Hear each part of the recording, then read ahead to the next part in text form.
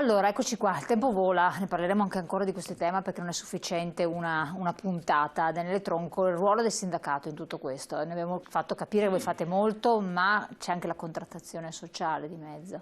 Diciamo che noi abbiamo affrontato il tema da molti punti di vista. Il più, diciamo, banale, il più evidente è quello, per esempio, di determinare un'idea di rappresentanza che tenga conto poi anche della dimensione reale della presenza delle donne nella nostra struttura. Cioè, tenga conto che noi abbiamo più del 50% dei nostri iscritti sono donne.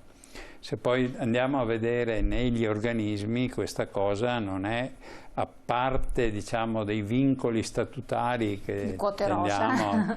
No, sì, c'è anche un tema di quote, di rappresentanza per quote. Noi abbiamo un vincolo, per esempio come SPI, di avere negli organismi dirigenti almeno il 50%, mentre a CGIL siamo sul 60% del genere, quindi bisogna 60, se c'è una categoria deve avere almeno 60%, 60% di maschi, 40% di donne o il contrario, insomma un genere non può essere superiore al 60% e non può essere inferiore al 40%. Quindi c'è anche un tema di rappresentanza di quote, ma diciamo che soprattutto in questi ultimi anni abbiamo sviluppato molto il tema della contrattazione. Noi come SPI siamo molto impegnati in questi anni sulla contrattazione sociale, che vuol dire andare a contrattare con le amministrazioni i servizi sul territorio. E qui bisogna avere una particolare attenzione, per esempio gli asili, le scuole per l'infanzia, bisogna puntare affinché siano pubbliche, affinché ci sia, perché se vogliamo superare una differenza che indubbiamente c'è in questa società, è perché poi la donna viene chiamata ad assolvere dei compiti che se non ci sono strutture sul territorio è evidente, è un fatto che la coinvolge direttamente, quindi noi cerchiamo, quando facciamo la contrattazione sociale, di prestare molta attenzione alla contrattazione di genere, che per esempio nel ruolo dei consultori, come dicevo prima, c'è tutto un tema, un filone che gli uomini devono fare, preoccuparsi, impegnarsi in questa direzione, perché, diciamo, è il nostro pane quotidiano dal punto di vista del... E poi nel sistema dei servizi che abbiamo prestare attenzione. Dicevo prima che bisogna avere, diciamo, le antenne alte, avere una sensibilità, di alzare la sensibilità rispetto alle tematiche.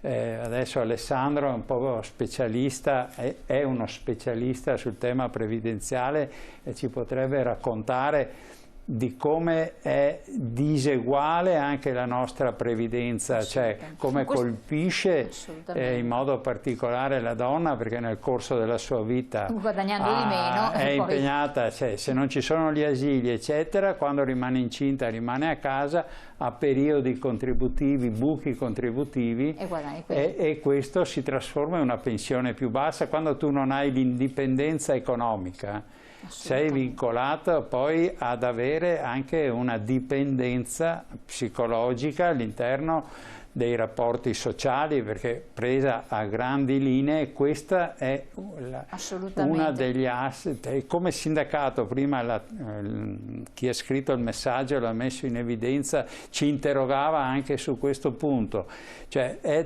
su questa base che noi agiamo e cerchiamo anche di fare del nostro ruolo sociale di contrattazione uno degli elementi centrale. Assolutamente. Adesso entreremo in zona rossa, le scuole chiudono, chi pensate che resti a casa con i figli rinunciando a lavorare? Infatti volevo proprio allacciarmi a questo, dando l'assist appunto a lei che accennava Daniele Tronco. C'è un problema, ci sono molte donne che dicono ma vale la pena che continui a lavorare dovendo seguire i bambini in DAD, adesso poi ancora di più.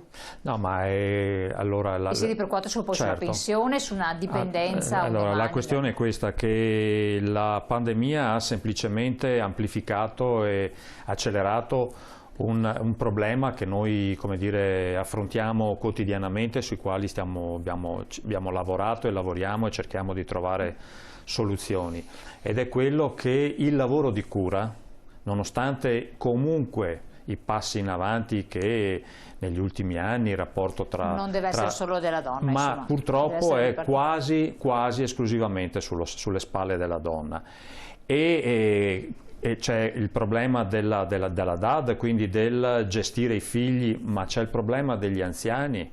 Assolutamente. Perché oggi una donna lavoratrice è moglie, è madre, è figlia ancora di genitori molto anziani ed è anche nonna, e sulle spalle di quella donna grava tutto il lavoro di cura. E allora lì gli uomini dovrebbero farsi avanti, certo, ci siamo anche noi, supportiamo però noi sappiamo che c'è il ragionamento sulla cultura da fare sugli uomini, ma c'è anche il dover cambiare le dinamiche che oggi regolamentano questa situazione. L'esempio più lampante, io dico sempre quando parliamo di sistemi previdenziali, l'unico sistema previdenziale che ha una penalizzazione è l'opzione donna.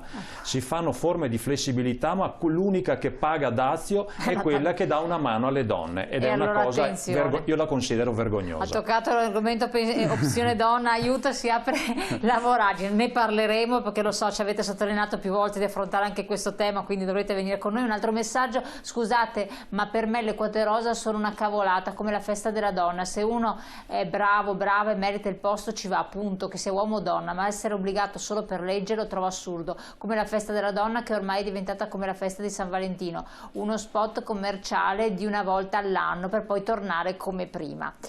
Allora, commenteremo anche questo, non abbiamo assolutamente il tempo, no?